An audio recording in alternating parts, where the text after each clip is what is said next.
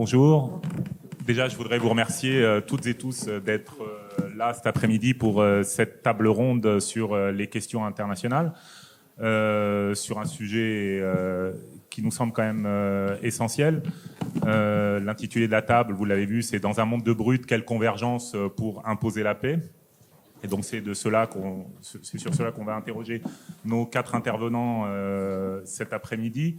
Je me présente rapidement. Moi, je suis Karim Bencher, un député Génération, particulièrement intéressé d'ailleurs à ce que vont dire nos intervenants cet après-midi. J'ai été diplomate pendant 17 ans avant de rejoindre la vie de député, qui est une autre, et où, du coup, à l'Assemblée nationale, je m'intéresse particulièrement à ces questions, notamment en étant rapporteur sur l'action extérieure de l'État.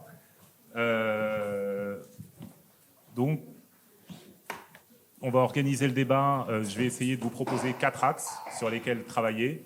Mais je me permets, avant de poser peut-être un début de diagnostic que vous compléterez ensuite. Donc, dans un monde de brutes, quelle convergence pour imposer la paix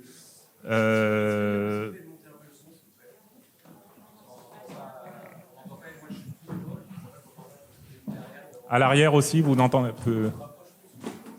Ouais. Et en rapprochant comme ça le micro, ça vous va ? Ok, super. Donc, dans un monde de brutes, quelle convergence pour imposer la paix ? Ce que je disais, c'est qu'avant de présenter nos panélistes et de lancer le débat, peut-être 2 mots de constat qui nous amènent aujourd'hui à poser cette question. Chacun peut constater, me semble-t-il, que nous vivons depuis plusieurs années l'accélération d'un désordre mondial marqué par des ruptures importantes. Je me contenterai d'en citer 3, moi, qui me semblent essentielles. D'une part, la poussée de régimes autoritaires, nationalistes, au nord comme au sud d'ailleurs. Elle s'accompagne d'une brutalisation des rapports internationaux et d'un recours aussi désinhibé à la force. On l'a vu, au prétexte d'affirmer la légitime défense, vous ne respectez plus le droit de la guerre. Une impunité face aux crimes internationaux semble aussi s'installer, avec notamment, et ça on le voit, la tragédie en cours à Gaza. Ensuite, deuxième grande rupture, il me semble, c'est le démantèlement sans précédent du multilatéralisme et de ses instruments de régulation collective. En fait, c'est un démantèlement de l'architecture de paix et de sécurité internationale. Nous avons à cet égard un acteur majeur que sont les États-Unis qui se retirent du jeu multilatéral, mais sans, et là c'est une nouveauté aussi, c'est sans se retirer des affaires du monde. Ils sont loin d'être isolationnistes. Quelque part, ils bilatéralisent. Et d'ailleurs, on semble aussi découvrir, et ça, il me semble que c'est une question majeure, on semble découvrir à cette occasion la fragilité finalement de ce système multilatéral censé assurer la stabilité du monde qu'on avait fondé au sortir de la Deuxième Guerre mondiale. On se rend compte qu'il repose sur un financeur majeur que sont les États-Unis. Quid du coup de son avenir sans ce financement ? Quid de son avenir lorsque nous assistons à ce que nous pourrions appeler la fin de la garantie de stabilité américaine ? Enfin, un effondrement aussi, là il me semble que c'est une rupture importante, un effondrement de la solidarité internationale dont la nécessité semblait pourtant évidente à tous, ça semblait être un acquis, mais qui aujourd'hui est remis en cause, d'ailleurs pas seulement par les États-Unis de Trump, il faut le dire, mais aussi par nos gouvernements européens, qu'ils soient français, anglais ou allemands. Je vous rappelle à ce titre que la France a coupé 40% de son APD l'année dernière et qu'elle s'apprête encore à faire des nouvelles coupes qui me semblaient importantes, même si là on ne va pas avoir de budget, de débat budgétaire, mais on nous annonçait d'ores et déjà quasiment 30% de coupes supplémentaires. Donc il s'agit là, il me semble, et nos intervenants livreront leur analyse, de transformations profondes qui nous touchent, d'autant plus que ces sujets se sont largement invités en politique intérieure. L'enjeu pour nous, il me semble, militants de gauche, attachés à la solidarité internationale et de surtout pas se résigner, bien sûr, à ce monde de brutes. Notre responsabilité est de construire aussi, il me semble, de dégager des convergences entre les luttes sociales et les mouvements citoyens partout où ils existent. Nous avons besoin de recréer des mobilisations internationales pour remettre au centre la dignité humaine, le droit, la paix. Et pour cela, nous avons besoin de toutes les volontés et d'ouvrir le débat avec la société civile, comme la gauche l'a toujours fait, enfin j'espère. Donc je propose 4 axes pour guider et faciliter le débat de nos invités. Ces 4 axes se déclinent sous forme de questions tournées vers l'action. Ce n'est pas simplement que faire qu'on va essayer de poser, mais surtout comment faire, comment défendre le droit international, certes menacé, mais plus que jamais nécessaire, comment imaginer un multilatéralisme pour temps de crise, comment repenser nos outils pour mieux écouter et comprendre le monde qui vient, et enfin, comment construire un front commun entre forces progressistes en France et ailleurs. Du coup, pour répondre à ces différentes questions, 4 intervenants. Agnès Calamard, vous êtes secrétaire générale d'Amnesty International, figure mondiale de la défense des droits humains, spécialiste des enquêtes sur les exécutions extrajudiciaires et les violations graves. Vous avez publié en 2025 une enquêtrice à l'ONU aux éditions Flammarion. Shirin Ardakani, vous êtes avocate, présidente d'Iran Justice, vous êtes une actrice engagée contre l'impunité du régime iranien et vous défendez des dissidentes réprimées, dont Narges Mohammadi, prix Nobel de la paix et prisonnière politique. Anne-Cécile Robert, vous êtes directrice adjointe du Monde diplomatique, vous enseignez à l'IRIS, vous avez publié récemment Le défi de la paix, remodeler les organisations internationales aux éditions Armand Collin. Et enfin, Pouria Amirchahi, vous êtes députée de Paris, membre du groupe écologiste et social. Vous avez été députée également des Français de l'étranger et vous êtes membre fondateur de la DIG et par ailleurs, je le mentionne aussi, ancien président du conseil d'administration de l'IRIS. Donc, avant d'aborder finalement les 4 axes dont je vous parlais tout à l'heure, peut-être pour commencer, comment en est-on arrivé là ? Là, c'est l'occasion peut-être pour vous de compléter ce constat que j'essayais de tracer au départ. Donc, Anne-Cécile Robert. Oui, bonjour. Merci beaucoup d'organiser cette discussion sur ce sujet aussi important qu'est le droit international. Comment en est-on arrivé là ? On pourrait faire des heures de discussion là-dessus. Je pourrais, pour résumer, dire qu'il y a des explications qui nous dépassent, c'est-à-dire qui ne tiennent pas à qui ne viennent pas de notre responsabilité, et des explications qui relèvent de notre responsabilité. Donc les choses qui nous dépassent, c'est que nous vivons, il faut qu'on en prenne conscience, la fin de plusieurs cycles historiques qui se terminent en même temps, ce qui déstabilise complètement tout l'ordre politique et juridique et même philosophique dans lequel on vit. Je vais juste les citer parce qu'on n'a pas le temps de développer. Et se termine le cycle ouvert en 1991 par la chute de l'Union soviétique qui avait vu le monde unipolaire dirigé par les Américains. Ça se termine puisque le monde devient multipolaire. L'une des raisons de l'explication l'une des explications de l'élection de Trump, c'est la peur du déclassement américain. On vit aussi la fin de la mondialisation libérale. On est toujours dans la mondialisation libérale, hein, mais elle est contestée, y compris par les États-Unis, qui remettent en cause le libre-échange. Se termine aussi le cycle ouvert en 1945 par la création de l'ONU, on en reparlera, qui est un système juridique, philosophique extrêmement intéressant et trop souvent mal connu et trop souvent décrié. Comme si ça suffisait pas, se termine aussi le cycle ouvert par la fin de la Première Guerre mondiale, ce qui vous explique pourquoi il y a tous ces problèmes en Europe centrale et orientale, la remise en cause des frontières, le pan-ottomanisme du président Erdogan en Turquie. Donc ça, c'est tout l'héritage de la Première Guerre mondiale qui se termine. Se termine aussi le cycle ouvert par les Lumières au XVIIIe siècle, la Révolution française, avec une remise en cause de l'humanisme, de la raison, d'où tous les débats qu'on a sur la post-vérité, toutes ces questions, le retour de l'eugénisme, tout ça.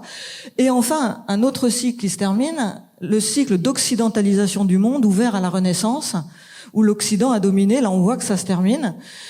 Donc, faut pas s'étonner que ça swing, hein, faut pas s'étonner que ça tangue. Et le problème, c'est qu'on mesure pas forcément l'ampleur de ce qui est en train de se jouer, et par conséquent, nos outils ne sont pas forcément adaptés.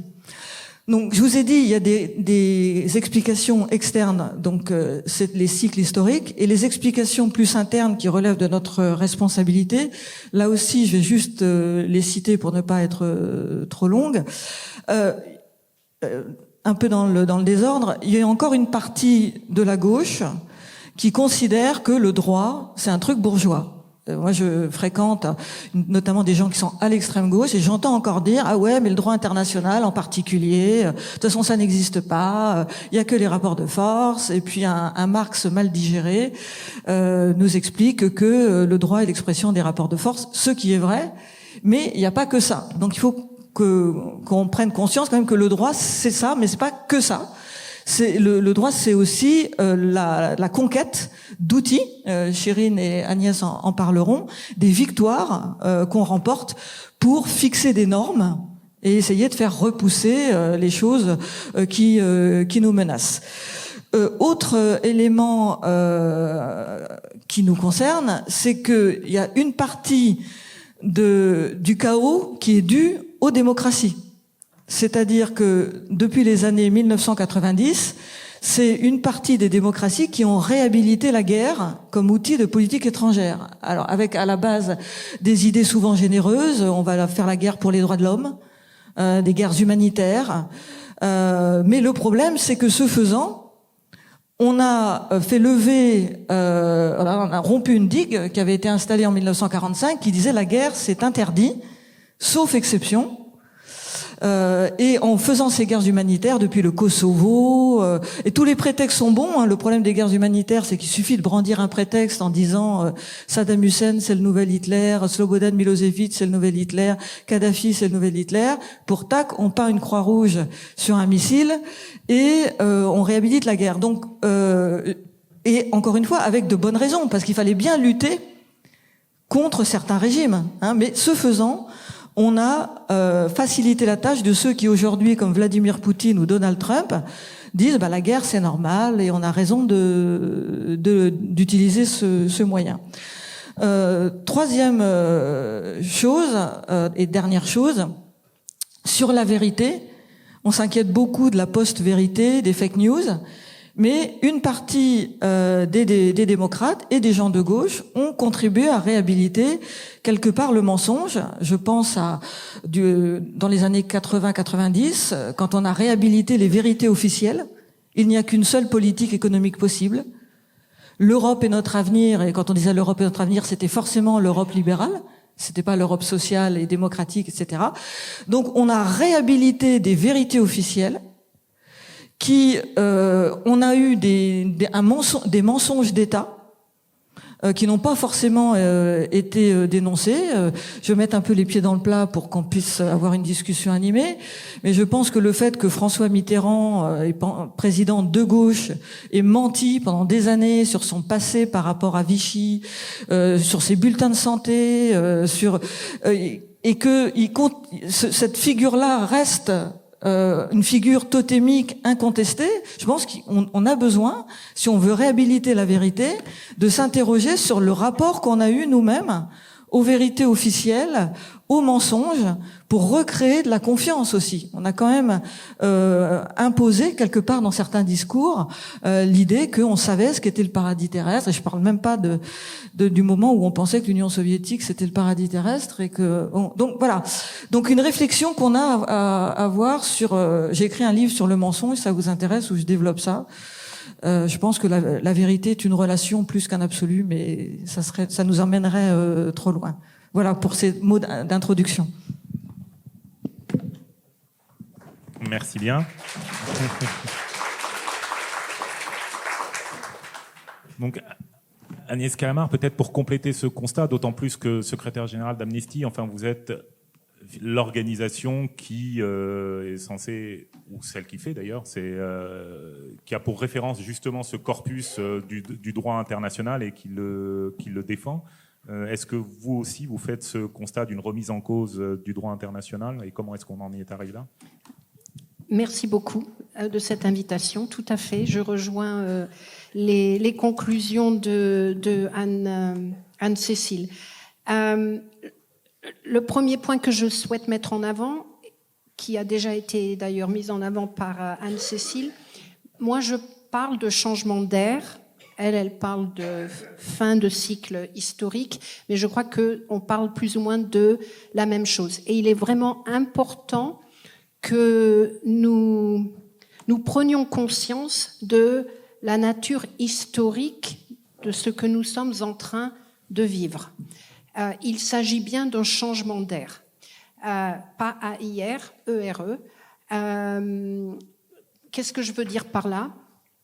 Transformation du système capitaliste avec l'intelligence artificielle et d'autres technologies telles que la robotique qui vont transformer le monde du travail, les sociétés, les relations des humains entre eux et même la définition de l'être humain. Avec une transformation d'une telle profondeur que quand on commence à l'apprendre, quand on commence à la regarder, je pense qu'on prend le vertige. Donc ça, c'est la première aspect fondamental. Le remplacement du travailleur par les robots, ça va avoir des implications incroyables, dont on n'a pas encore vraiment pris conscience. Le changement climatique, c'est une force qui va transformer, qui transforme nos sociétés et qui transforme tout le monde. Pas seulement les gens qui habitent dans des régions très vulnérables, toutes les régions sont vulnérables, y compris en Europe, comme on l'a vu depuis quelques années. La transformation démographique du monde qui s'accélère, dont on parle pas beaucoup de ça, mais le fait que 80% de la population du Niger ait moins de 20 ans par rapport à la population européenne, ça a des implications énormes sur nos sociétés. Les superpuissances qui se disputent l'hégémonie, les actions des acteurs non étatiques, en particulier les big tech, les big pharma, toutes ces grandes compagnies qui jouent un rôle fondamental, un rôle moteur et un rôle très négatif, selon Amnesty. En règle générale, on a vu ça pendant le Covid. N'oublions pas que le Covid, c'était la mauvaise gestion du Covid à l'échelle internationale, c'était un signe annonciateur de l'absence de solidarité. On a complètement mis ça de côté. Le rôle des big pharma, maintenant le rôle des big tech. Donc toutes ces compagnies sont en train de prendre un rôle fondamental. Donc pour nous, il s'agit bien d'un changement d'air. Et qu'est-ce que ça veut dire ? Ça veut dire que tout l'espace normatif qui a plus ou moins fonctionné depuis 45 et peut-être un petit peu avant, doit être remis en cause, entre guillemets, pour accommoder les nouvelles réalités. Donc, premier point, prenons conscience de l'importance historique de ce que nous traversons. Ça ne veut pas dire qu'on ait forcément les réponses, mais je crois qu'il faut vraiment comprendre qu'il ne s'agit pas d'une crise. On ne fait pas face à une crise du droit international. On fait face à un changement d'air, de société, de réflexe, d'humanité, de tout. Dans ce cadre-là, le droit international, bien sûr, est remis en cause. Il a été remis en cause depuis le début de ce siècle, avec en particulier dans mon domaine à moi, en particulier avec la lutte soi-disant contre le terrorisme, qui a fait sauter d'énormes verrous, qui a ouvert la porte à tous les abus, dans lesquels se sont précipités tous les États. Les États-Unis en premier, la Russie, l'Égypte, la France, etc., etc. Plus récemment, l'agression russe en Ukraine, une violation très, très, très claire de la Charte des Nations Unies, et maintenant Gaza. Le génocide de Gaza, pour nous, ça sonne le glas du droit international. Pourquoi ? Bien sûr, depuis 80 ans, on voit et on dénonce les violations du droit international, ou les crimes de guerre, ou les crimes contre l'humanité. Mais la ligne de direction, la voie, était toujours de proclamer son importance et de dire oui, il y a des violations, mais à la fin, il faut quand même essayer de protéger le droit international. Depuis 22 mois, c'est le contraire qui se passe. Nous avons des États voyous, en particulier Israël, la Russie, Israël et les États-Unis, qui clament haut et fort que le droit international ne s'applique plus, qu'il ne s'applique pas à eux, qu'il ne s'applique pas à leurs conditions spécifiques, qu'il ne s'applique pas à leur situation de défense, de légitime défense, etc.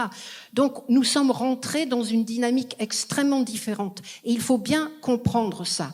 Nous ne parlons pas de violations seulement. Les violations du droit, on les a vues depuis 80 ans. Ce dont nous parlons à l'heure actuelle, c'est que ces violations sont devenues des porte-drapeaux, des moments de fierté. Nous violons le droit et nous le faisons avec, au vu de tous. Tous les jours, devant notre télé, nous avons la preuve de ces violations et nous sommes dans l'impuissance, dans l'incapacité d'y répondre.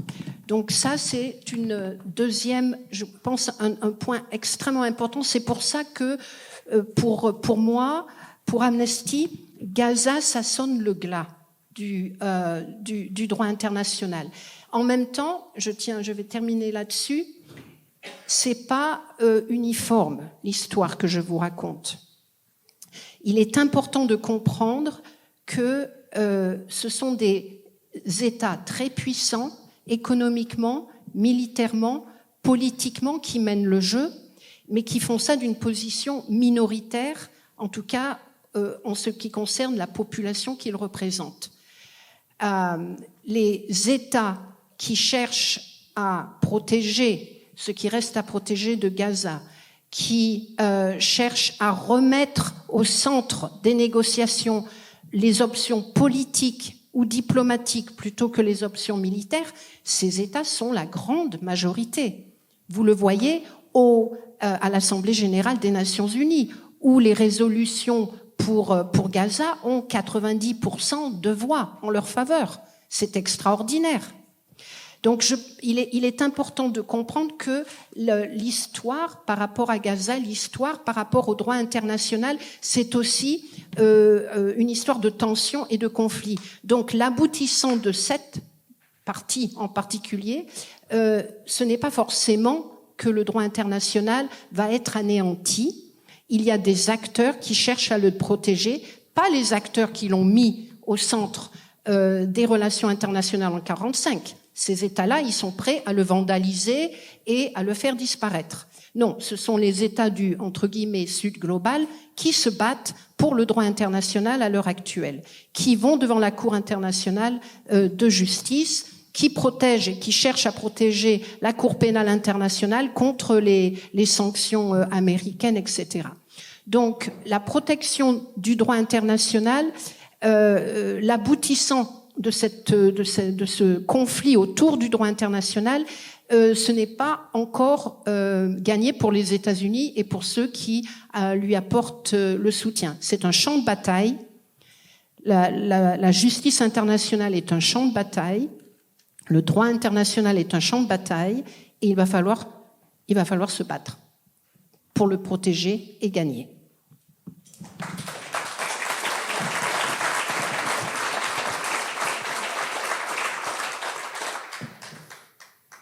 Merci.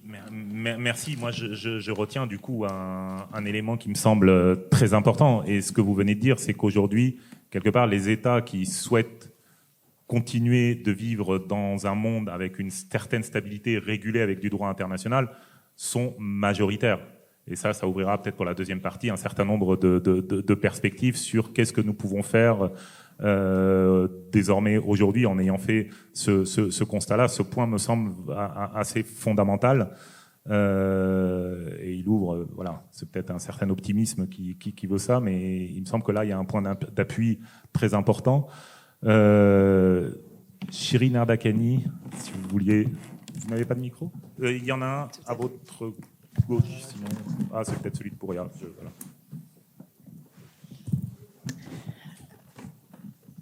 Oui, c'est bon, ça fonctionne.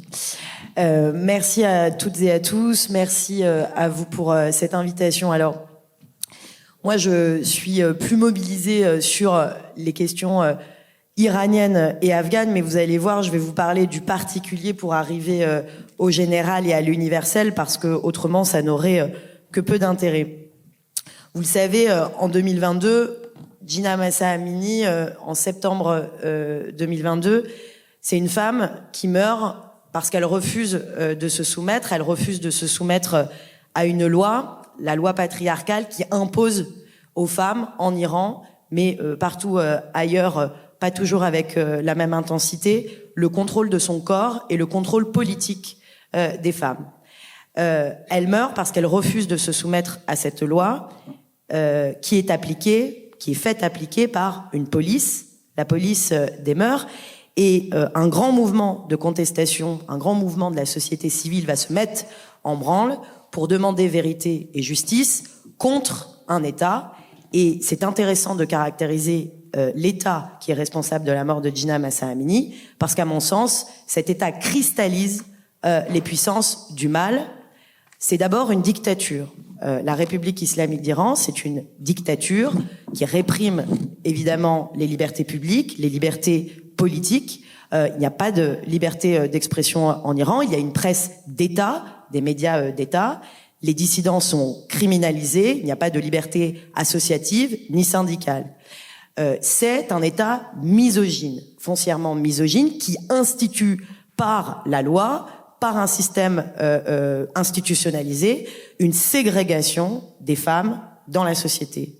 C'est un État militarisé qui, à l'aide de son bras armé, les gardiens de la Révolution, impose la militarisation dans la société et qui va semer dans un certain nombre de régions dans le monde le chaos en soutenant ses affidés.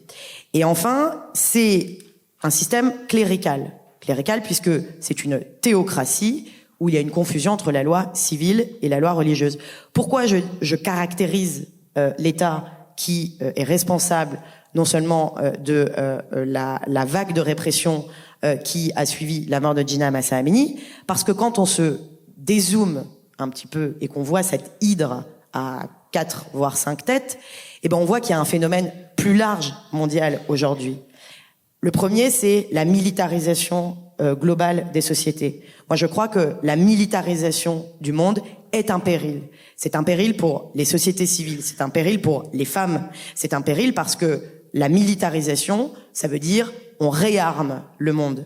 Et je suis, pour être tout à fait honnête, un petit peu interloquée parce que j'ai fait le tour effectivement des partis de gauche ces derniers temps. Et je vois à quel point le discours de la militarisation, ou en tout cas celui de « il faut se réarmer parce qu'il faut faire face à la menace », eh bien, c'est facile, effectivement, de tomber dans cette rhétorique-là, mais je ne crois pas que la militarisation soit une solution, et je vais même aller plus loin. Le progrès du droit international au sortir de la Seconde Guerre mondiale, ça a été précisément de dire « il faut démilitariser les sociétés », ou du moins « il faut aller vers la réduction, en tout cas la non-prolifération, à la fois des armes nucléaires d'une façon générale, et d'une façon générale, il faut sortir de cette logique-là. Et je vois bien à quel point aujourd'hui, il est difficile de faire émerger une parole sur à la fois, et je vais même aller plus loin pour vous dire, je fais du harakiri parfois, à quel point les mouvements de transformation, à la fois qui étaient des mouvements féministes, qui étaient des mouvements progressistes, qui étaient des mouvements qui plaidaient pour la force du droit plutôt que la loi du plus fort, étaient des mouvements anti-militaristes. Et aujourd'hui, cette parole-là, elle est inaudible. Elle est inaudible dans le débat public parce que quand on dit, mais enfin, le réarmement du monde, la militarisation du monde, le réinvestissement dans la défense, parce que qu'est-ce que ça veut dire réinvestissement dans la défense quand on entend effectivement des dirigeants, y compris chez nous, Macron qui dit on va donner des milliards pour la défense, ben nécessairement ce sont des milliards en moins de facto pour nos services publics, pour les violences sexuelles et sexistes, pour lutter contre les violences sexuelles et sexistes, et de tous les sujets dont on a parlé. Et aujourd'hui, il y a un consensus globalement, je crois, de la classe politique, hélas, pour dire il faut qu'on se défende, il faut qu'on se réarme. Et c'est aussi ça, je crois, la défaite à un moment donné du droit international, c'est de dire bon si le droit international ne marche pas, mais c'est pas que le droit international ne marche pas, c'est que ceux précisément qui sont les vainqueurs de la Seconde Guerre mondiale, eh bien ne jouent pas la règle du jeu du droit international. Et ensuite, ces mêmes personnes vont venir nous expliquer, mais comme le droit international ne fonctionne pas, vous comprenez, nous n'avons pas d'autre choix que de nous réarmer. Et je crois que là, il y a un raisonnement que on doit combattre. Alors, je reviens sur ce que je disais. Ce mouvement Femmes, Vie, Liberté, parce qu'il y avait une devise précisément pour défaire la loi de la dictature. Et je vais aller plus loin. Parfois, j'ai pu dire dans certaines interventions, mais vous savez, il y a aussi des faux débats. Aujourd'hui, la question, c'est pas de savoir s'il y a des démocraties imparfaites et des dictatures. On a déjà entendu ça. Parfois, on entend cette petite musique. Voilà, il y a les dictatures, et puis il y a les démocraties imparfaites, et puis ça vaut mieux une démocratie imparfaite qu'une dictature. Et puis quand il y a un génocide, oui, mais attendez, c'est pas pareil, parce que là, c'est quand même une démocratie, et c'est quelqu'un qui a été élu. C'est quand même pas pareil Netanyahou que Khamenei. Et puis Trump, c'est quand même pas pareil. La logique du droit international, c'est précisément de refuser cela, c'est de dire mais il y a une caractérisation objective, la règle de droit postule une incrimination, et quand on remplit les critères de cette incrimination, alors il faut sanctionner, et on sanctionne de la même façon, puisque quand il y a génocide, quand il y a crime de guerre, quand il y a crime contre l'humanité, eh bien c'est objectif, ce sont des conditions que pose la loi internationale, et soit on remplit ces conditions, et auquel cas il y a des mandats d'arrêt, et les mandats d'arrêt, eh bien il faut les faire appliquer, les mandats d'arrêt, et c'est pas parce que ce sont des États qui sont supposément alliés ou ennemis, et c'est ça l'universalité de la loi internationale, c'est que on la fait respecter et on la fait sanctionner, peu importe qui la viole. Et je crois qu'il y a aussi cette idée de double standard dont on a pu parler, qui fragilise, mais qui fragilise à la fois nos démocraties, puisque précisément, si les vainqueurs, ceux qui ont promu la Charte des Nations Unies au sortir de la Seconde Guerre mondiale, parce que je le rappelle souvent, la Charte des Nations Unies, c'est un progrès de l'humanité. C'est un progrès de l'humanité, parce que au sortir de la Seconde Guerre mondiale, 3% de la population mondiale, des civils, ont été massacrés. On se souvient, c'est la Shoah, et ce n'est pas que la Shoah, c'est plus largement ces massacres de civils. Et parce qu'on a considéré qu'il fallait sortir de ça, et que désormais l'article 2 est très clair, interdiction du recours à la force, c'est un progrès de l'humanité que de dire qu'il faut interdire le recours à la force. Sauf, évidemment, cas de légitime défense. Mais qu'est-ce qu'on a entendu pendant la séquence ces 3 dernières années? Qu'il y avait des guerres propres, qu'il y avait des guerres préventives, qu'il y avait des guerres existentielles. Mais tout cela est non seulement faux, tout cela, et c'est ce que vous disiez tout à l'heure, c'est une contre-vérité. Et ce n'est pas le droit. Ça, c'est de la propagande. Et je crois que c'est ça aujourd'hui que nous sommes en train de payer collectivement. Eh bien, c'est que nous n'avons, et quand je dis nous, c'est pas nous, c'est les dirigeants autoproclamés du monde libre, eh bien, n'ont pas tenu leurs propres promesses, si bien que, eh bien, c'est une faillite aujourd'hui qui est morale et collective.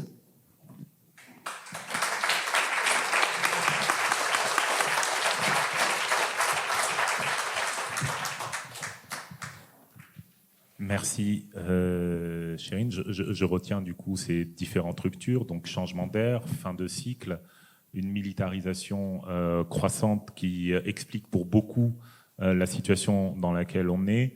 Je voyais Pouria hocher de la tête longuement tout au long des interventions des uns et des autres. Peut-être aussi un mot pour compléter ce constat avant de passer aux 4 axes sur lesquels nous allons travailler. Le constat est très pessimiste, mais moi je suis, et ça fait du bien, ravi de voir que l'esprit des Lumières existe encore, et il a été incroyablement, je trouve, déployé et argumenté ici, sans qu'il soit besoin que, en tout cas moi, je puisse en rajouter, mais le temps qu'on traverse est inquiétant, grave, et je vous donnerai juste un chiffre qui nous permet de nous rendre compte de la situation. C'est qu'il y a 20 ans, il y avait à peu près 51% de la population mondiale qui vivait dans une démocratie libérale, on avait le droit de vote, et le régime était, par ailleurs, jouait le jeu de ses propres règles démocratiques.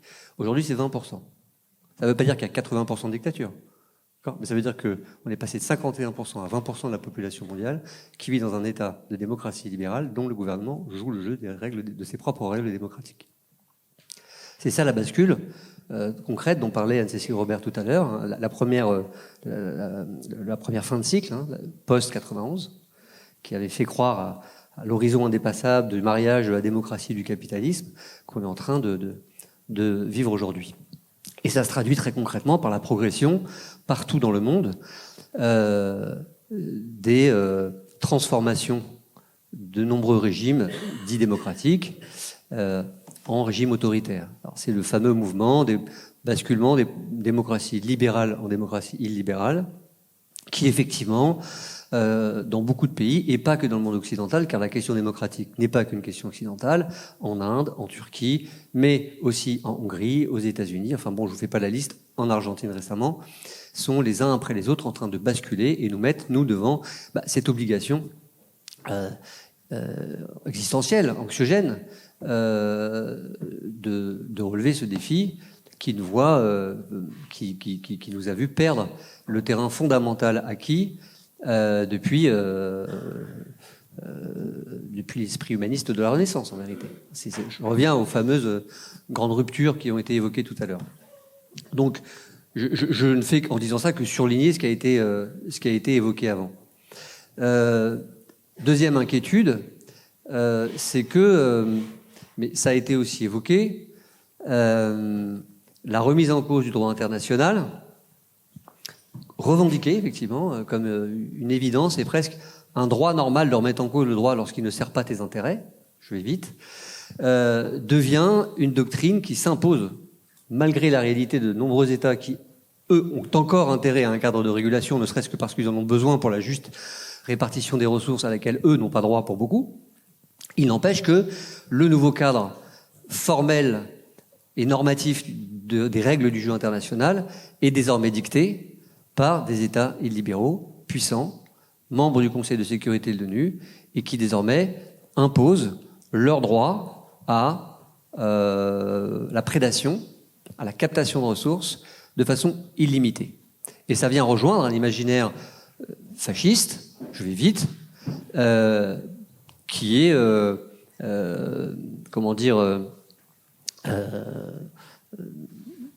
en progression, sans doute par mimétisme, tu l'as dit Chirine, des résignations finalement des démocraties en disant puisque tout le monde fait comme ça, on va faire pareil.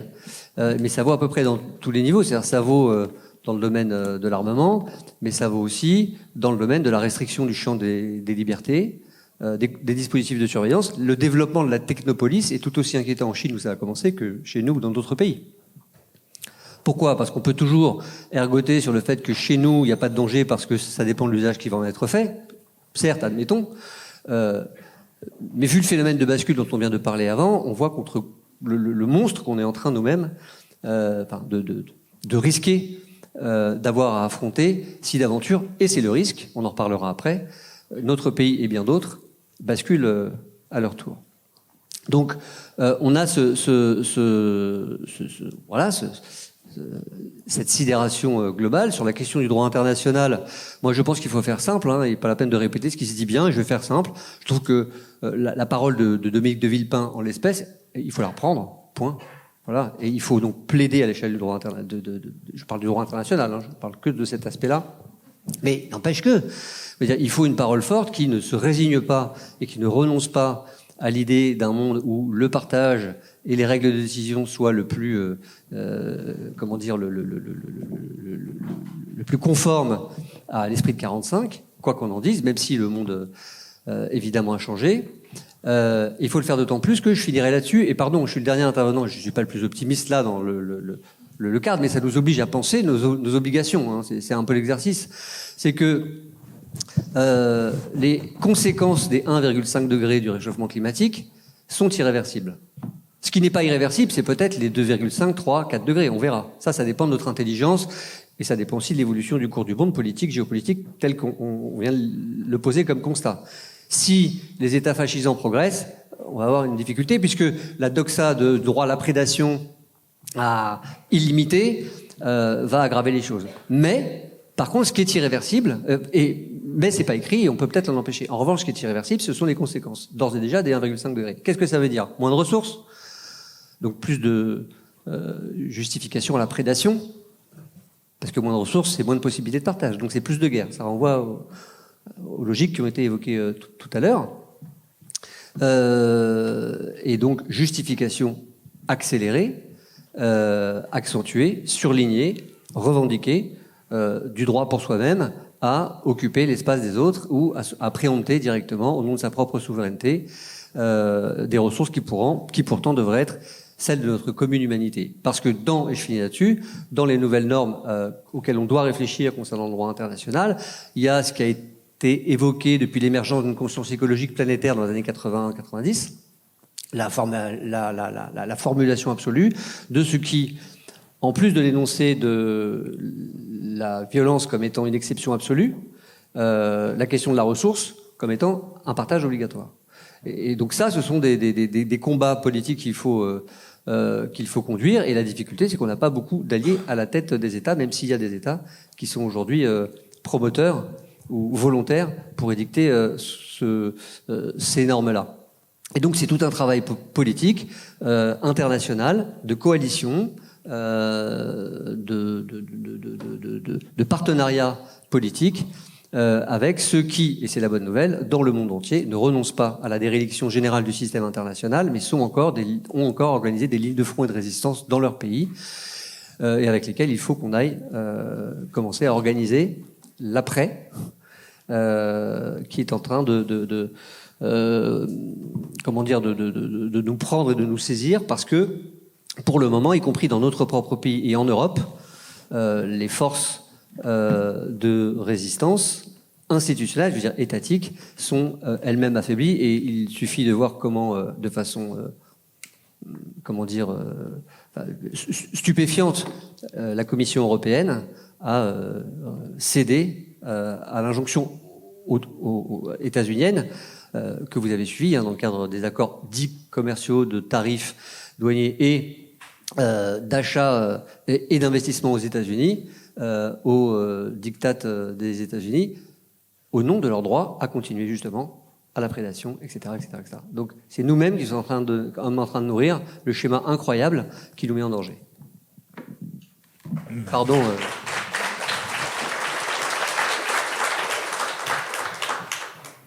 Non, merci pour ce constat lucide, on va dire. Si j'en crois en fait les différentes interventions, en fait, en tirant, il y a encore bien sûr des États qui souhaitent la stabilité, mais en gros sans action, sans alternative proposée. Tout ce qui nous reste, ça va être pour l'ensemble de ces États, c'est l'injonction d'aller vers l'un ou l'autre des empires en formation. Une vassalisation, d'ailleurs, il me semble, beaucoup parlent aussi, y compris pour l'Union européenne, d'un risque de vassalisation si elle ne propose pas une alternative. Donc c'est pour ça qu'il est important peut-être de discuter de quelles sont les alternatives, est-ce qu'elles existent, et en commençant par la question qui nous préoccupe, c'est comment défendre le droit international. On l'a vu remis en cause, on l'a vu menacé, etc. Mais il me semble plus que jamais nécessaire, si on veut pas que ça devienne un fait accompli et quelque part irrémédiable.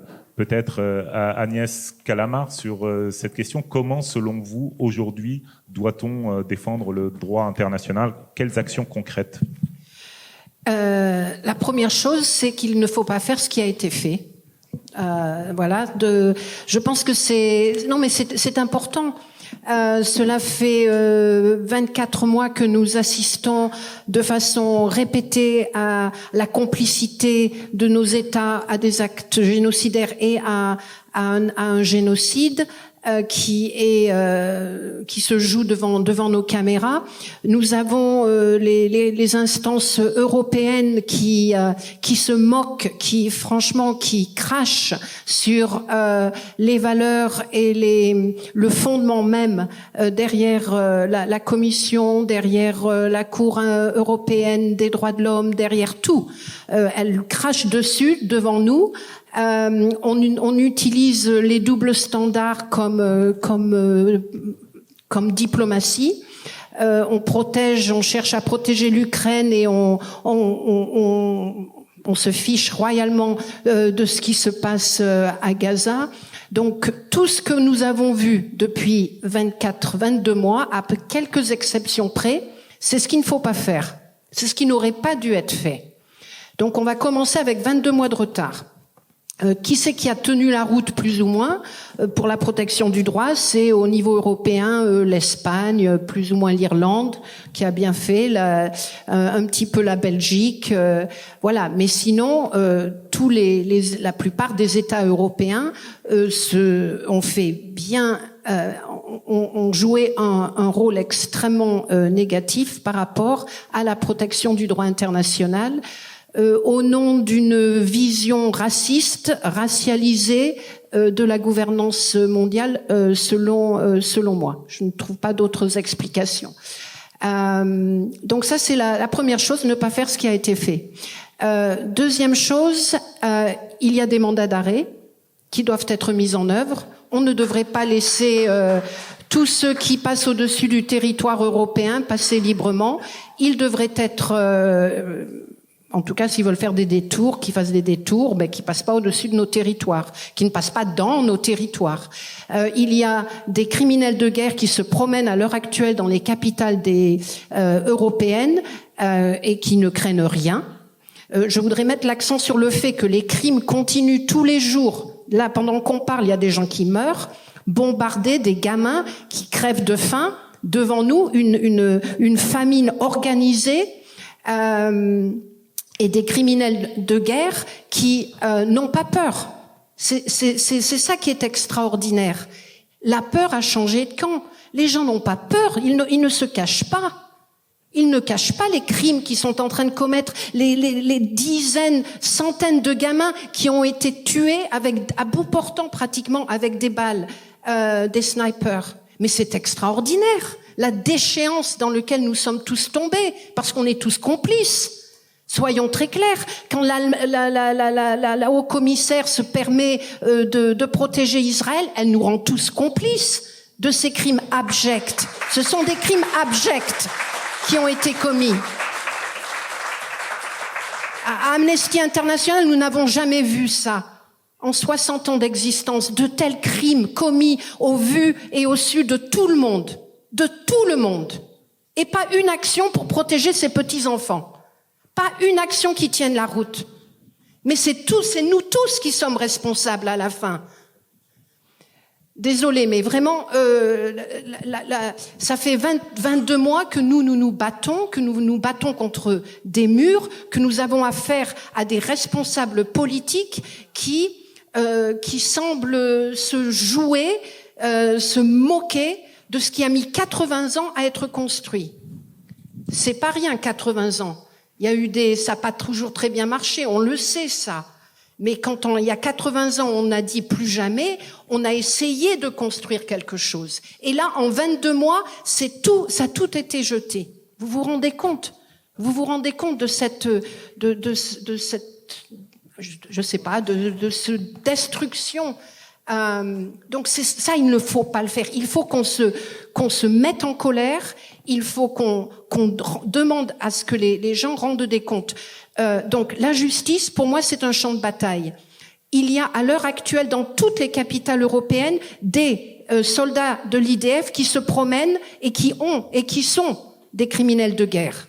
Il faut les poursuivre. Il faut que chaque État mette en place une recherche qu'on appelle structurelle, parce qu'il est très difficile, on comprend ça, de faire des enquêtes au cas individuel, mais il est possible de faire, au moins, de commencer à faire des études systémiques de ce qui s'est passé. On avait ça pour la Syrie, au fait.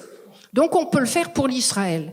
Et ça nous permettra, ça nous donnera les bases pour ensuite faire des enquêtes individuelles sur les individus. D'ailleurs, les ONG collectionnent déjà et font mettre en place des gros dossiers. Nos collègues d'une organisation palestinienne a remis à l'État anglais des dossiers très très sérieux sur une vingtaine de criminels de guerre qui vivent en Grande-Bretagne. Donc tout ça c'est fait et il faut qu'on puisse les poursuivre. Il faut que la peur change de camp. Parce que tant que la peur est avec les criminels, on ne pourra pas protéger. On ne pourra pas protéger les Palestiniens, on ne pourra pas protéger les Ukrainiens, au fait, on ne pourra pas se protéger soi. Donc il faut que la peur change de camp, il faut qu'on poursuive tous les criminels, quels qu'ils soient. La justice, la juridiction internationale et universelle a un rôle primordial à jouer. Nous en avons ici en France et en Europe, nous en avons les outils, mettons-les en œuvre. Apportons un soutien à l'Afrique du Sud dans le cadre de son action auprès de la Cour internationale de justice. S'il y a des étudiants ici, s'il y a des professeurs, faites des recherches de la jurisprudence, renforcez toutes les sources juridiques qui pousseront cette Cour internationale de justice à prendre en compte les recherches qui vont être faites au cours des 2 dernières années, parce que la jurisprudence sur le génocide d'État, elle est petite comme ça. Il n'y a rien du tout. Donc, il est vraiment important que toutes les universités, toutes les cliniques juridiques, etc., qu'on construise une jurisprudence qui ne permettra pas à la Cour internationale de justice de dire c'est pas très clair, il n'y a pas vraiment d'éléments de preuve. S'il y a une guerre, est-ce qu'il peut y avoir génocide en même temps, blablabla. Il faut absolument que les juristes construisent cette connaissance, cette source juridique, afin qu'on ait de bons jugements. Il faut sanctionner les États-Unis. Comment peut-on se permettre la Cour pénale internationale, une construction auquel l'Europe a joué un rôle primordial. La justice internationale, qui est maintenant sanctionnée par les États-Unis, et on ne fait rien.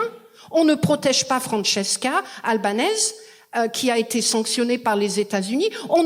Qu'est-ce qu'on a fait pour notre juge français? Est-ce que vous savez comment il est protégé à l'heure actuelle? Est-ce qu'il peut ouvrir un compte en banque?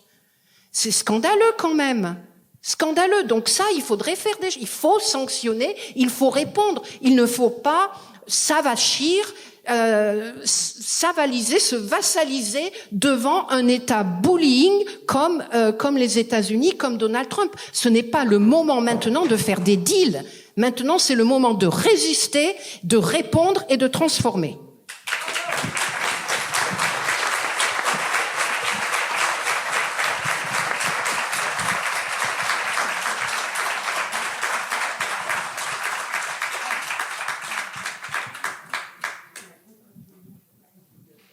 Merci Agnès Calama. Je voulais quand même prendre une minute pour remercier aussi Amnesty International. Voilà. Non, mais pour tout ce qui a été fait pendant ces 2 dernières années.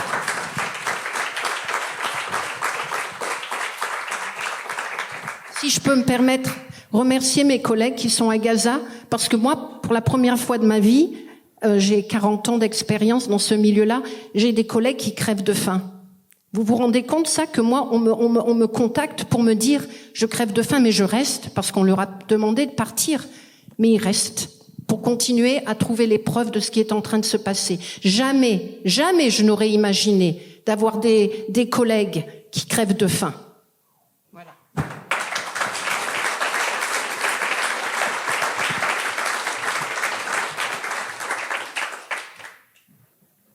Donc je pense qu'avec cette séquence, on mesure bien, vous disiez au départ que la question de Gaza sonne le glas du droit international et quelque part de la justice internationale, et remet en cause cette architecture qu'on a eu du mal à mettre en place pendant 80 ans, à construire. On l'a balayée, mais effectivement, vous nous donnez des pistes d'action concrètes et on voit l'urgence de pourquoi il faut répondre là, aujourd'hui, sur Gaza, pourquoi est-ce qu'il faut répondre là, aujourd'hui, sur la CPI, sans attendre. Là, donc, c'est les actions immédiates qui pourraient être, qui doivent être prises. D'ailleurs, c'est pas qui pourraient être prises. Merci donc pour ces pistes, et c'est même ces injonctions, c'est plus que des pistes, c'est un devoir aujourd'hui, que je pense, dont nous partageons, il me semble, ici dans cette salle, mais qui malheureusement n'est pas encore partagé par nos autorités. Il ne revient qu'à nous de les forcer à le faire. face à l'ensemble du constat qu'on a fait au départ sur effectivement la fin d'un cycle, la fin d'un multilatéralisme, on voit beaucoup d'idées émerger. On a vu les idées autour de repenser le multilatéralisme, autour de mini-multilatéralisme. Vous voyez, ces mini-sommets qui rassemblent les volontaires. On a vu se construire, vous savez, je vous le disais tout à l'heure, ce que je considérais un peu comme le salon des refusés, les BRICS, en gros, c'est-à-dire ceux qui n'avaient pas leur place aujourd'hui. Selon vous, Anne-Cécile Robert, comment imaginer justement un multilatéralisme pour tant de crises, ou en tout cas pour ce moment de grande transformation et de grande rupture que nous connaissons? Fastoche. Trois idées. La première, dans le prolongement de ce que vient de raconter et expliquer Agnès Calamard, repérer les forces progressistes et les soutenir. Ce qui est très frappant à l'intérieur du système des Nations Unies, c'est de voir que les pays du Sud prennent en charge maintenant le droit international et s'en font les meilleurs porte-parole. Et c'est important parce qu'on a longtemps dit le droit international, c'est un bidule occidental, etc. C'est vrai dans une certaine mesure, mais là on a une espèce d'universalisation du droit international que symbolise très bien l'action de l'Afrique du Sud devant la Cour internationale de justice contre Israël pour le crime de génocide. Donc il faut repérer ces forces-là, et peut-être que vous le savez pas, mais non seulement la France n'applique pas le mandat d'arrêt, mais on savonne la planche du procureur, hein. Dans les couloirs, je veux dire, il faut que ça se sache. Hein. Dans les couloirs, on passe les mauvais coups de fil aux mauvaises personnes pour saboter les enquêtes du procureur. Les forces progressistes, c'est aussi à l'ONU, donc les pays du Sud. Je ne prendrai qu'un exemple. Quand la Russie a agressé l'Ukraine, il y a eu une réunion d'urgence du Conseil de sécurité pour condamner l'agression russe, qu'évidemment les Russes ont mis leur veto, ça s'est terminé là. Mais ce qui est intéressant, c'est l'intervention du Kenya. L'ambassadeur du Kenya a dit, nous, le Kenya, on va voter la condamnation de l'agression russe, mais on voudrait dire qu'on n'est pas dupe. Alors, il n'a pas dit dupe, mais il a dit, on est lucide, et on voudrait dire, et il s'est adressé à tout le Conseil de sécurité, donc y compris aux Occidentaux, en disant que on a bien conscience que la Russie n'est pas la première grande puissance à violer le droit international.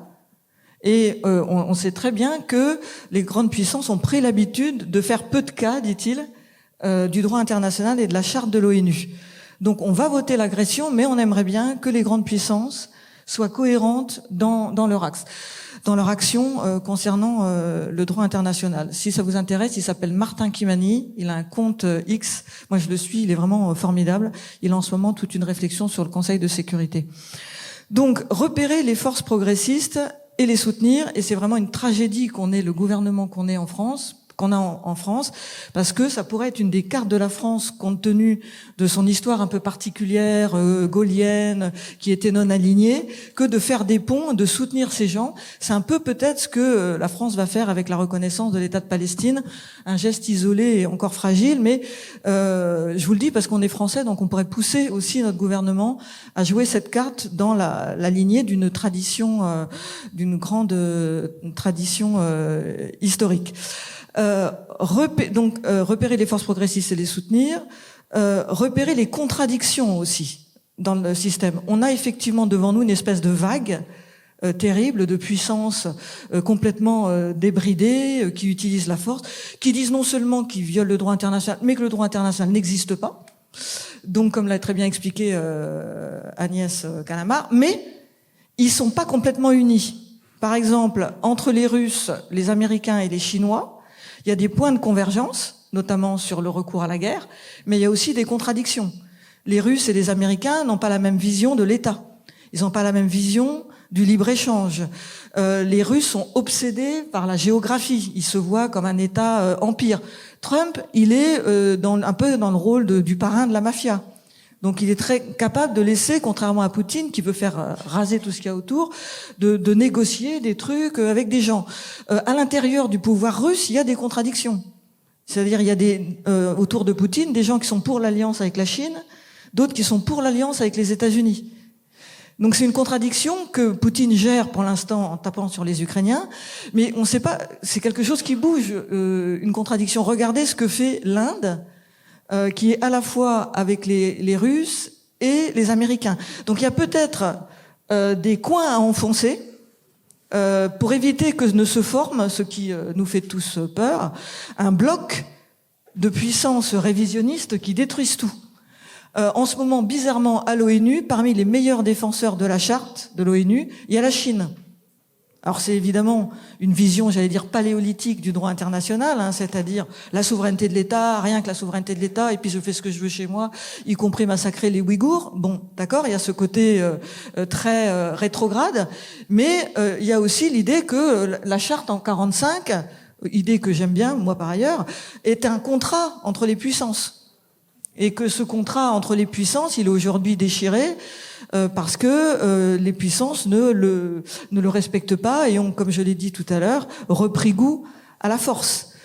Donc voilà, il y a peut-être des choses à observer pour enfoncer des coins et essayer de constituer des alliances avec les pays du Sud, avec l'Afrique du Sud, avec le Brésil, tous ceux qui peuvent permettre au système de perdurer sur des bases qui ne vont pas le figer non plus.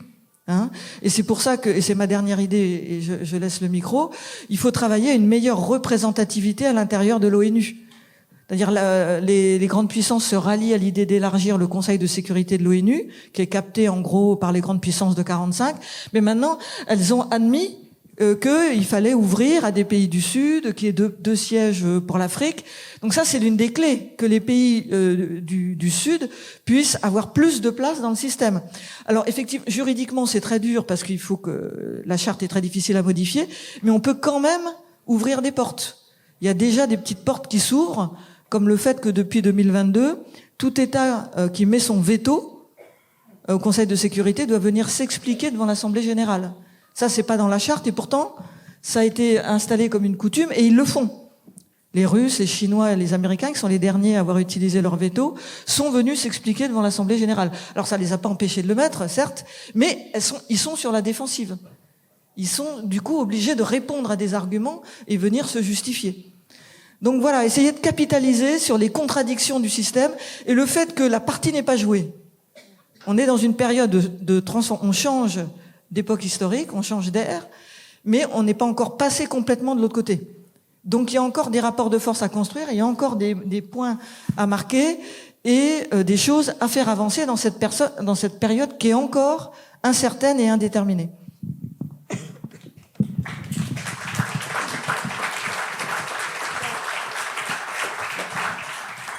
Merci. Donc là, pour le coup, c'est peut-être la première fois que j'entends que la réforme de l'ONU est possible. C'est ça que vous êtes en train de nous dire et qui reste quand même plutôt une très bonne nouvelle. Et notamment faire rentrer des pays du Sud, ne serait-ce que parce que oui, pour redire, en fait, faire rentrer les pays du Sud, en gros, pour modifier la charte, il faudrait les 2/3 de l'Assemblée générale et pas de veto au Conseil de sécurité. C'est les deux conditions cumulatives.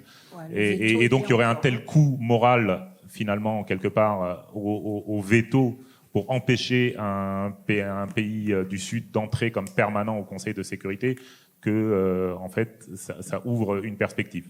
Mais là, pour le coup, on est sur plutôt une bonne nouvelle si vous le voyez comme ça, et si vous voyez, vous qui connaissez très bien toute l'organisation du système, si vous pensez que ça peut passer.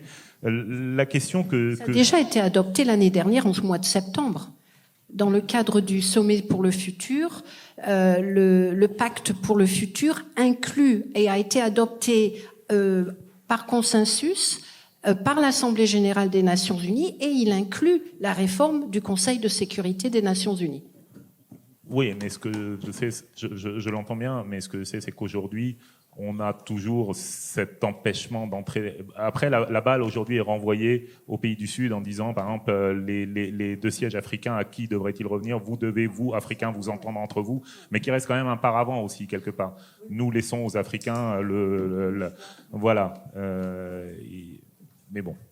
Ce que peut-être qu'il serait utile d'avoir au-delà, et là il me semble que ce qu'on a entendu aujourd'hui l'illustre très bien, c'est-à-dire, je reviens encore là-dessus, comment des organisations non gouvernementales ont résisté dans cette dernière période, ont su continuer d'apporter leur témoignage, ont su porter la voix justement du droit international, Du coup, comment repenser nos outils pour mieux écouter, comprendre le monde qui vient, et peut-être d'ailleurs comment repenser nos outils en redonnant une place aux mobilisations citoyennes, en redonnant une place, on le voit, l'importance de redonner une place aux ONG en ces temps troublés. Donc vraiment, comment repenser nos outils pour mieux écouter, comprendre le monde qui vient.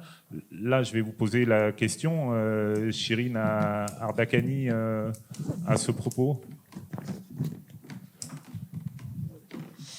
Alors déjà, ce qui est sûr, c'est que la guerre amène, sous la cacophonie et sous les décombres, c'est difficile de faire émerger les voix de la société civile qui appellent tantôt à l'arrêt des hostilités, au cessez-le-feu et au respect du droit international dans le contexte qu'on a décrit tout à l'heure avec les États qui sont clairement pour la militarisation. Donc c'est vrai que les sirènes et les bombes, c'est pas évident pour faire émerger les voix de la société civile, mais néanmoins, et vous l'avez dit tout à l'heure, je crois quand même que heureusement que non seulement les ONG sont là, elles prennent évidemment tous les espaces de mobilisation qu'elles ont à disposition, et évidemment elles reposent sur la mobilisation des citoyens qui ensuite s'emparent effectivement de ces sujets-là pour les faire vivre dans la rue, dans les manifestations, dans les universités, etc. Mais on assiste, il est vrai, à un contexte plus large de criminalisation, ou en tout cas c'est vrai, de criminalisation des voix aussi contestataires. On le voit sur la question de la mobilisation et des mobilisations pour la paix ou contre la guerre. Sur Gaza en particulier, moi, vraiment, c'est la première fois que je suis avocate. J'ai fait du droit des libertés fondamentales, du droit public. C'est la première fois que je vois un climat. Alors, on l'avait vu avec les Gilets jaunes, on l'avait vu avec les mobilisations sur la retraite, mais des arrêtés systématiques d'interdiction de manifestations pour des organisations qui ont souhaité se mobiliser sur la question palestinienne. C'est la première fois que je vois ça. Le caractère systématique et, il faut dire, le caractère zélé des préfets à déployer des moyens de l'État pour aller décrocher des drapeaux palestiniens avec des argumentations juridiques toutes les plus fallacieuses les unes pour les autres pour expliquer que ça va créer un trouble à l'ordre public ou, et on l'a vu tout à l'heure avant d'arriver à cette table, au motif qu'il y aurait là une violation de la neutralité des édifices publics. On connaissait la neutralité des services publics, mais pas des édifices publics. Donc, dans ce contexte-là, l'émergence des mobilisations pour la paix et pour le respect du droit international ne sont pas facilitées, c'est peu de le dire. Et j'en passe sur la criminalisation des campus, puisque là on parle pas que des États-Unis. Désormais, les étudiants qui souhaitent se mobiliser, et on se souvient que le mouvement étudiant est toujours à l'avant-garde des mobilisations pour refuser les guerres, eh bien les étudiants ont beaucoup de peine à pouvoir se mobiliser, puisque je l'ai appris dernièrement, désormais les instructions des rectorats, c'est de rendre impossible toute mobilisation sur les campus. Donc désormais, les étudiants, ils n'ont pas le droit de se mobiliser dans les campus. Donc tout ça est évidemment très compliqué, mais néanmoins, je crois quand même que on a réussi à créer, en tout cas dans la société, un mouvement parce que Agnès Callamard l'a dit tout à l'heure, la réalité c'est que la majorité, je crois, des populations civiles sont contre évidemment ce qui se passe à Gaza. Et il suffit pour tout un chacun et toute un chacune de le voir. En fait, il y a aujourd'hui une dichotomie entre ceux qui sont très minoritaires mais qui ont le pouvoir politique et qui ont le pouvoir de destruction et la majorité des populations civiles qui sont contre ce qui se passe. Et je vais aller plus loin. Alors, je vais pas me faire que des amis, mais moi, je pose non seulement la question de l'antimilitarisme, mais aussi de la force transformatrice, non seulement du mouvement social, mais aussi du mouvement féministe.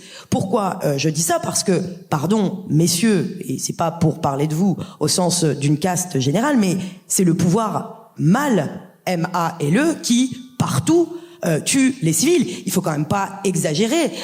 Qui c'est aujourd'hui qui est responsable aussi de ces destructions-là? C'est Macron le dit, pour être respecté, il faut être craint.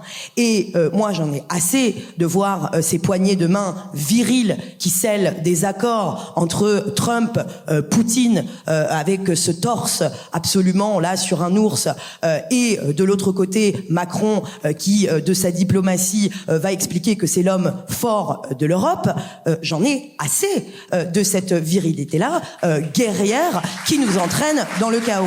Alors, quand je dis structurellement, le pouvoir mâle, M-A-L-E, tue partout les civils, il y a dans cette violence-là l'antithèse de ce que le mouvement Femmes, Vie, Liberté et plus largement les mouvements féministes théorisent. Qu'est-ce que c'est Femmes, Vie, Liberté? Femme, c'est une exigence d'égalité. La vie, c'est le droit de vivre. Et je crois que là, on touche quand même à quelque chose qui est fondamental. La Charte des Nations Unies, elle pose pas qu'en article 2, l'interdiction du recours à la force. Elle pose aussi le droit à la vie. Et je crois que quand on dit, nous, ici, on est du bon côté, le droit à la vie, c'est pas le droit à la vie des pro-life de Trump qui sont contre l'avortement et qui en réalité sont pour la mort des femmes. C'est le droit de tous, partout dans le monde, à, en tant que sujet de droit, eh bien, de vivre. Et je crois que c'est là aussi qu'on touche à la déshumanisation dans laquelle nous sommes arrivés. Et je suis d'accord avec le constat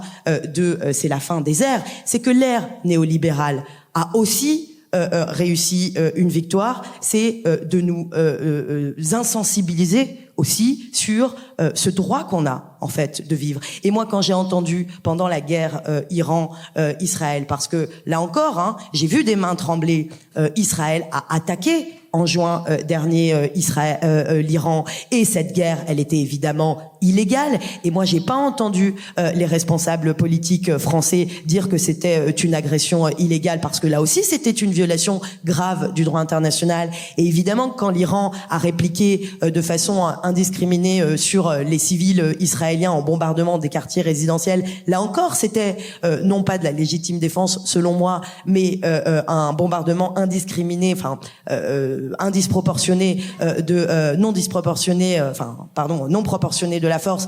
Et là encore, quand on a bombardé des civils, et ce sont les mêmes qui disaient les femmes iraniennes, femmes, vie, liberté, elles doivent vivre, eh bien ce sont les mêmes qui nous expliquaient qu'à présent, elles n'étaient plus dignes de vivre et qu'il fallait qu'elles meurent parce que c'était sous les bombes qu'on amenait la démocratie. Et donc tout ça est évidemment à la fois obscène et insupportable, parce que les contradictions dont vous parliez tout à l'heure, Anne-Cécile, c'est aussi ça. C'est de dire, finalement, ces peuples du Moyen-Orient, et là, j'abonde dans le sens de ce que disait Agnès Calamard, il y a une logique structurelle raciste. C'est de dire, les peuples du Moyen-Orient, on sait ce qui est bon pour eux. Non seulement on sait ce qui est bon pour eux, on va amener la démocratie, on va l'amener par les bombes, y compris de façon illégale, et ils ne sont pas dignes finalement de vivre. Ils ne sont pas dignes de vivre, parce que au fond, le suprémacisme, et je crois que c'est là où on touche ça, c'est de dire que la vie d'un Palestinien, la vie d'une Iranienne, et bien finalement la vie d'un Syrien, la vie d'un Libanais qui meurt sous les bombes,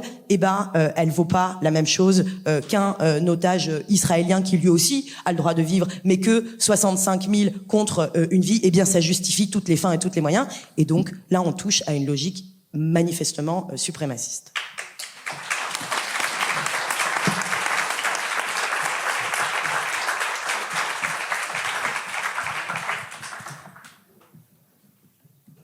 Merci. Et là, du coup, on voit bien, ça complète bien ce que disait auparavant Agnès, c'est-à-dire que des espaces de résistance sont investis, voire se créent. Ce sont ceux qui résistent à un moment où il y a eu la faillite, finalement, aussi morale des États, en tout cas de nos États.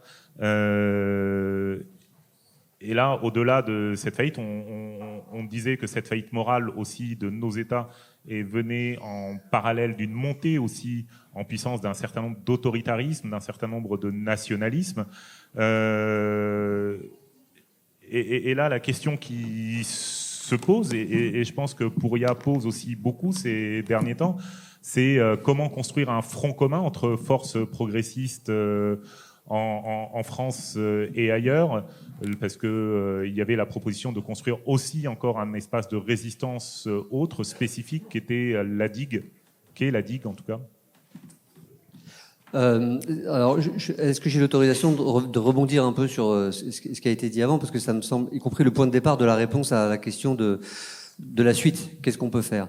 On est en grande difficulté, mais effectivement, quelqu'un dit tout à l'heure, l'affaire n'est pas terminée. Néanmoins, on est en grande difficulté parce que les dirigeants européens, et français en particulier, sont face à quelque chose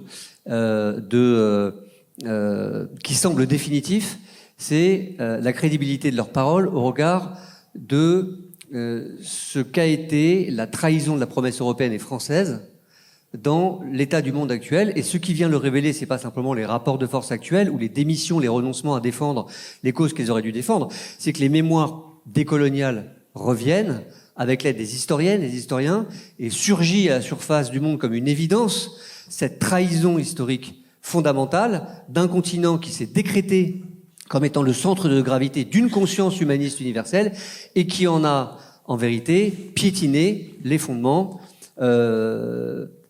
jusqu'à la déréliction à laquelle on assiste aujourd'hui. Donc, cette situation-là nous met dans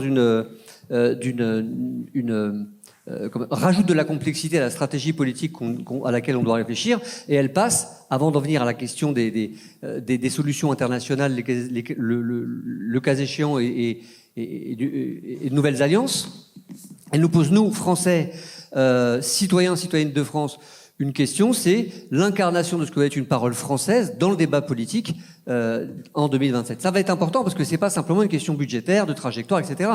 Qu'est-ce que la France ?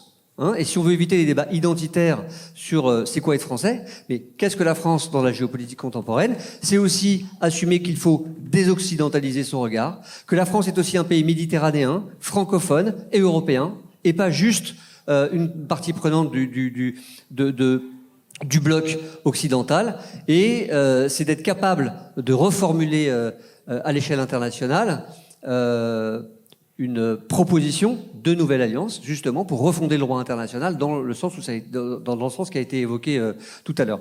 Je dis ça parce que il me semble que on a tendance à croire que les questions internationales n'intéressent pas les gens.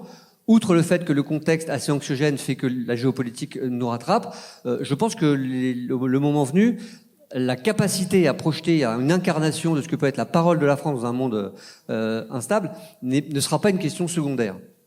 Et donc, si on se contente de dire la France est un grand pays, ça ira pas très loin. Hein. C'est-à-dire qu'on aura le pire des instincts nationalistes dans cette affaire-là. Si en revanche on est capable de nous tourner vers une parole toujours universelle, mais assumant cette fois-ci sa part d'humilité dans la construction d'un nouveau monde, de nouveaux rapports internationaux, y compris dans le domaine économique. On n'en a pas parlé là, mais une grande partie des causes qui nous amènent à cette déréliction-là, ce sont évidemment des enjeux économiques qui génèrent des modèles de domination et de prédation, hein, et ça a été évoqué tout à l'heure, notamment Big Tech, etc. Alors, je voulais dire ça en rebond parce que moi, je vais vous le faire assez simplement avec Karim Bencher et quelques autres parlementaires, revenant à l'Assemblée nationale en 2024, j'ai considéré premièrement que le seul mandat dont j'étais sûr et certain, et les macronistes l'ont rapidement oublié, mais le seul mandat dont j'étais sûr et certain d'être dépositaire, c'est celui qu'il fallait empêcher le pire d'advenir en France. Premièrement.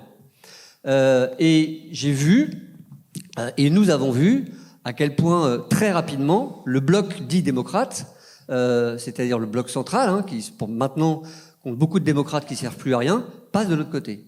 Sur toute une série de votes qui sont des curseurs et des marqueurs de l'extrême droite. La question de l'immigration, la question, évidemment, les questions économiques et sociales, où la question de la dépossession des possédants est un tabou, de la justice sociale, évidemment. Mais l'ordre, la sécurité, enfin, une partie conséquente et de plus en plus importante glisse carrément de l'autre côté. D'ailleurs, ça rejoint le mouvement international qui a été évoqué tout à l'heure sur des États dits démocratiques qui courent après les logiques d'ordre sécuritaire.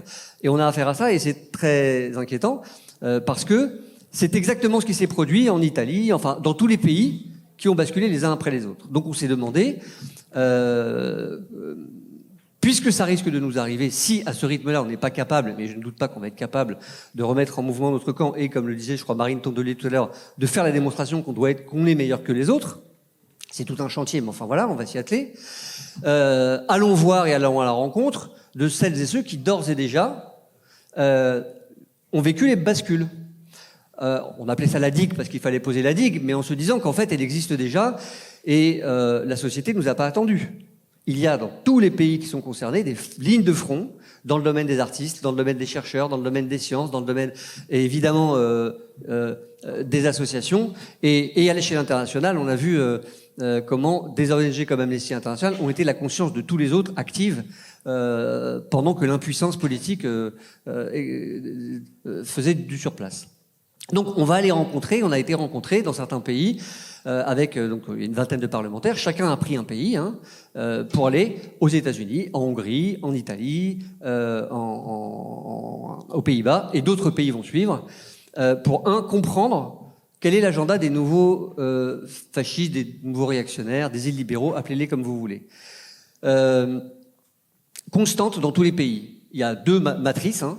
La première, c'est la purification du pays contre l'immigration qui la dénature, et de la gauche qui vient corrompre l'identité éternelle justement de son identité profonde. Et deuxièmement, l'ordre et la sécurité. Constant dans les deux, c'est la question identitaire, la question de l'ordre et de la sécurité. Deuxièmement, comment vous faites, vous les progressistes, et je vais vous dire qui est le vous, pour vous réorganiser dans le combat politique et dans cette adversité nouvelle et terrible, puisque ce sont les néofascistes qui prennent le pouvoir. Et qui prennent le pouvoir avec cette nouveauté, Karim Bencherch l'a évoqué tout à l'heure en parlant des illibéraux, qu'ils transforment les régimes sans changer les institutions. C'est ça l'illibéralisme. Mais c'est terrible parce qu'ils le transforment quand même en profondeur, dans une logique de contrôle des populations, de remigration, de violence politique qui s'en prend d'abord évidemment aux immigrés, mais aussi aux droits sociaux, aussi aux femmes, d'abord aux femmes, etc., etc. Avec une violence, là encore, proclamée comme à l'échelle du droit international, normale. Voilà. J'ai été élu pour ça, et donc la Cour suprême dit, bon bah après tout, le président Trump a été élu pour ça, bon bah s'il a été élu pour ça, même si c'est illégal, bah maintenant c'est légal, parce qu'il a été élu pour ça. C'est comme ça que c'est argumenté. Bon. Et donc, on leur demande comment vous réagissez face à ça, vous les progressistes.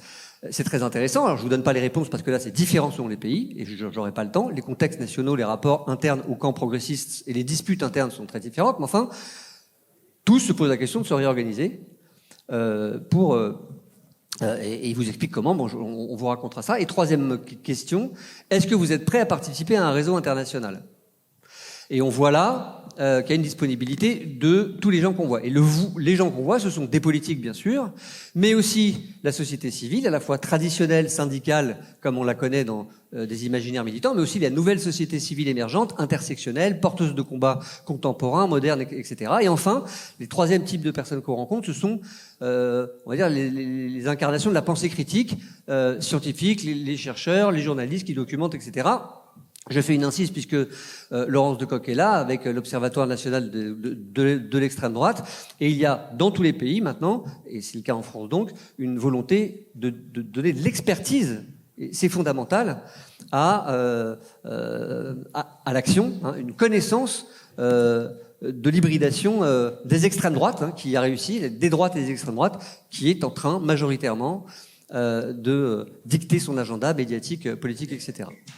L'objectif de cette digue, c'est de permettre de fédérer toutes ces énergies-là, pas que des parlementaires, je le dis, c'était un point de départ parce que moi je partais de cet endroit-là, d'organiser un réseau international. Je me permets de faire une petite incise parce que Karim, qui a aussi une grande expérience internationale et qui est un internationaliste chevronné, vous le direz aussi bien, sinon mieux que moi, mais il fut un temps, et pendant longtemps, où la gauche, les mouvements progressistes s'inscrivaient dès le départ dans un imaginaire international et internationaliste. J'étais moi-même, lorsque j'étais, avant d'en claquer la porte, au Parti socialiste, en charge de ces questions, j'étais à l'International socialiste. J'ai rencontré des gens extraordinaires qui avaient été emprisonnés face à des dictateurs, qui ensuite ont réussi à prendre le pouvoir. Alors tous ont pas bien fini forcément, mais enfin il y avait une matrice. Deuxièmement, j'ai été dans le mouvement intermondialiste dans les années 80, au moment de la création d'Attac. Je me suis retrouvé à Porto Alegre à plusieurs reprises pour bon, il n'y a plus cette force propulsive internationale. Et donc on s'est interrogé sur ce symptôme complémentaire de le grand recul des pensées progressistes. Et on voit d'ailleurs que ceux qui tiennent la digue aujourd'hui, bon ben voilà, ce sont des penseurs, des chercheurs, des chercheuses, des avocates, des directrices et présidentes d'organisations non gouvernementales, mais tout ça de façon un peu désorganisée. Donc l'idée c'est de proposer cette fédération-là. Et il y a un message aussi.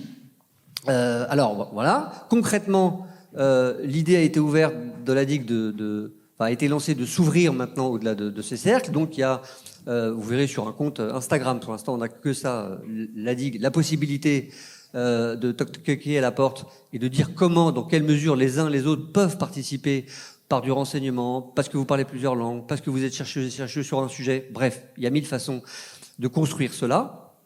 Le réseau international va petit à petit se mettre en place. On a la perspective d'un grand meeting international sans doute à l'automne. On y réfléchit.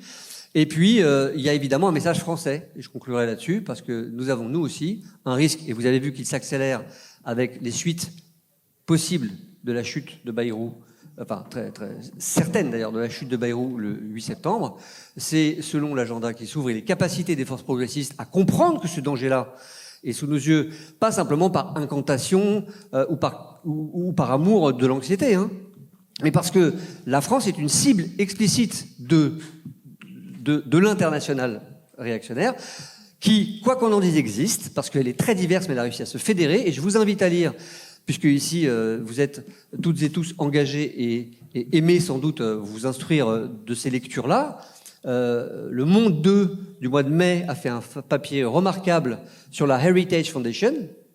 Heritage Foundation, qui est la grande, une des grandes organisations dont le cœur bat aux États-Unis, qui a pour objectif de fédérer les extrêmes droites et de faire de l'Europe une cible. Et ils ont été en Hongrie il y a longtemps, et ils ont été en Italie, et là, ils ont explicitement dit, la France est une cible. Et vous imaginez que si la France, elle bascule, c'est une toute autre histoire au regard des enjeux du droit international qu'on a évoqué tout à l'heure. Donc il y a un lien direct entre ce contexte international et les possibilités que, chez nous, si d'aventure l'extrême droite et les droites accéléraient leur rencontre, et que nous restions un peu paralysés, nous ne sachions pas y faire face. Et la seule façon, c'est de commencer, sans dire, et c'est là où je m'arrête, en rejoignant l'optimisme de départ, c'est pas perdu, il faut qu'on s'y mette, il faut qu'on se retrousse les manches, mais qu'on essaye vraiment de donner corps et mouvement à ce réseau international qui peut-être empêchera le pire, mais qui, s'il ne l'empêche pas, au moins aura le mérite d'exister, de nous permettre de nous réorganiser dans d'autres conditions, mais au moins les solidarités seront là.